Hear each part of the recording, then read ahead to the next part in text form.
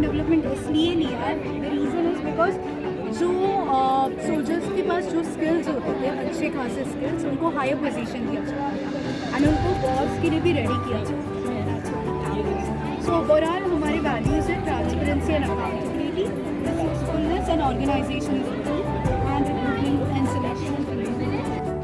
तो pre independence में हमने लोकमान्य तिलक को एज अ रोल मॉडल लिया है, क्योंकि लोकमान्य तिलक बाल गंगाधर तिलक वो एक बहुत ही अच्छे लीडर थे। उन्होंने सिर्फ प्लान बनाया नहीं, जो फ्रीडम स्ट्रगल था अपना, उसमें सिर्फ प्लानिंग नहीं किया, उन्होंने एग्जीक्यूट किया, खुद बैटलफील्ड पे उठ रहे थे, वो खुद लड़ रहे थे, उन्होंने लोगों को इन्फ्लुएंस किया। उन्होंने मास कम्युनिकेशन और नेटवर्किंग का बहुत अच्छा उन्होंने नीड आइडेंटिफाई किया और बहुत अच्छे से इम्प्लीमेंट किया उन्होंने। जैसे उनका खुद का केसरी पेपर था, पहले उन्होंने लोगों का ट्रस्ट गेन किया, ट्रांसपेरेंसी रखते हैं केसरी में, फिर उन्होंने केसरी के थ्रू उन्होंने स्वदेशी मूवमेंट और जितने भी मूवमेंट किए उसके इन्फॉर्मेशन स्प्रेड की। विचारधारा, हाँ विचारधारा कहते हैं हम मॉडल बने ना मराठी उतर मराठी चालेल चालेल चलेगा चालेल मैं क्लियर नहीं बन सकता। नहीं हिंदी बताओगे। इस मॉडल में ना लोकमान्य तिलक स्पीच दे रहे लोगों को स्वदेशी मूवमेंट के बारे में।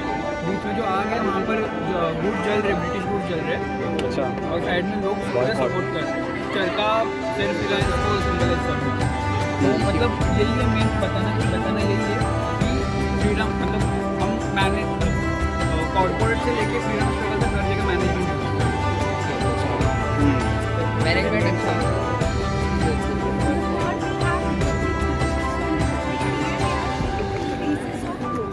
Like even though हमें इंडिपेंडेंस मिला था, but still we have some crisis situation, and in that government of India played a very important role.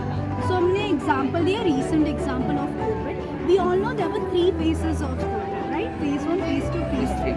So phase 1 was where जहाँ पे पूरा लॉकडाउन था, नाकाबंदी थी, पुलिस का मेन मोटिव यही था कि लोग घर में रहे, सेफ, क्योंकि गवर्नमेंट का कहना था जितने लोग बाहर पड़ेंगे उतना वो स्प्रेड होगा। सो ये फेज 1 था, और इसमें मेन वैल्यू यही है कि अकाउंटेबिलिटी, जो रिस्पॉन्सिबिलिटी होना चाहिए। सेकेंड फेज जहाँ पे कोविड के केसेस डिक्लाइन हो रहे थे, तो यहाँ पे गवर्नमेंट ने सोचा क्यों ना हम अपने जो डेली रूटीन है वो लोगों को वापस दें, but at the same time precaution maintain करें। इधर हम लोग ने फूड मैनेजमेंट का एक एग्जाम्पल है ग्रोसरी स्टोर का, जहाँ पे सोशल डिस्टेंसिंग मेंटेन किया जाए, और यहाँ पे हम लोग देख रहे हैं कि रूम में बेसिकली ये गवर्नमेंट ऑफिस है, only 50% ऑफ एम्प्लॉयज अभी नहीं। Then we have the third one which is vaccination centre. तो फेज 3 है जहाँ पे वैक्सीन्स लॉन्च हुए थे मार्केट में, and people can get vaccinated. We also have a Aarogya Setu app, जहाँ पे लोग अपना स्लॉट बुक कर सकते हैं, and they can know whether they have the first dose और सेकेंड डोज।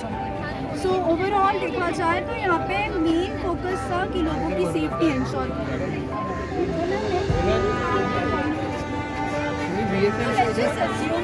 लाइक एक टाइम मशीन है या टाइम ट्रैवल कर रहे हैं from old era to present. तो यहाँ पे हम लोग ने 3 चीज़ें दिखाई हैं, जैसे कि HR, मार्केटिंग और फाइनेंस का इवोल्यूशन कैसे। यहाँ पे हम लोग ने छत्रपति शिवाजी महाराज के ये एरा का लिया हुआ है। ये छत्रपति शिवाजी महाराज जो है known for managing his human resources. वो बेसिकली टैलेंट और स्किल्स के हिसाब से उनको पोजीशंस देते हैं।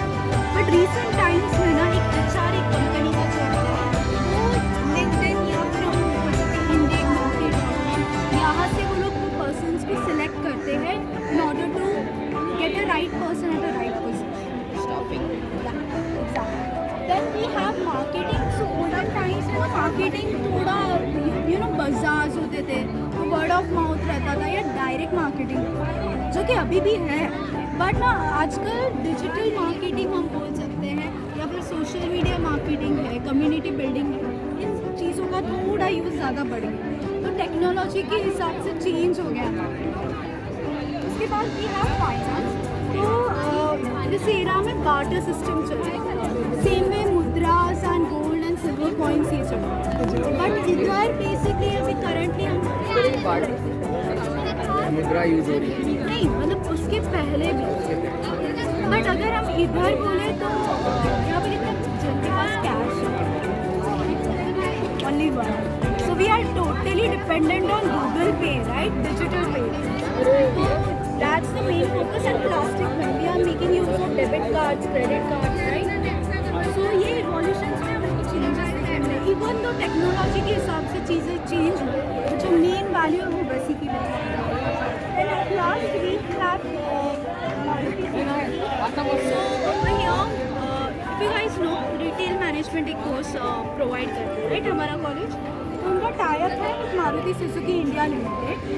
मारुति सुजुकी जो है वो उनके मतलब कोर वैल्यूज़ को बहुत अच्छे से मेंटेन करते हैं। तो यहाँ पे उन्होंने 4 चैनल्स दिखाया, Maruti Suzuki commercial, Maruti Suzuki Arena, Maruti Suzuki True Value and Nexa, right. तो जो 3 मेन वैल्यूज है, पर्सनल, प्रोफेशनल एंड सोशल। उनका प्रोफेशनल वैल्यू ये है कि customer satisfaction, personal is flexibility, क्योंकि अभी वैगनर का ही एग्जाम्पल लेती हूँ, उनका अकेले यही एक प्रोडक्ट है जिसमें सबसे ज़्यादा मॉडल है।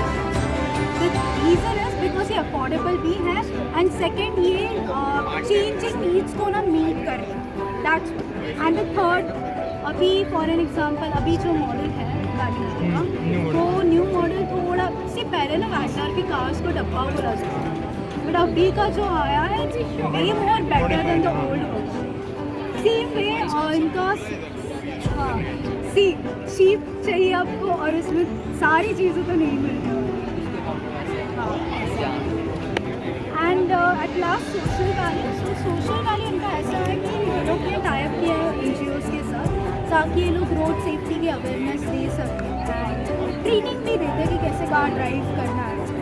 सो ओवरऑल हमारा जो स्टॉल है ये रिप्रेजेंट कर रहा है कि मैनेजमेंट के कंसेप्ट जो है, HR के, मार्केटिंग, फाइनेंस, लॉजिस्टिक्स, इनमें बहुत सारे चेंजेस आए हैं, बट इनका जो core value है